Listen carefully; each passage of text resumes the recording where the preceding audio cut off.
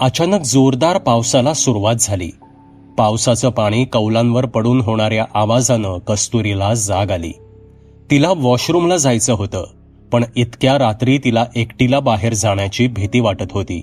तिने नयनला उठवण्याचा प्रयत्न केला, पण गाढ झोपेत असलेल्या नयनने तिला काहीच प्रतिसाद दिला नाही. आता दुसरा कोणताच पर्याय दिसत नसल्याने नाईलाजास्तव कस्तुरीला एकटीलाच बाहेर जावं लागणार होतं.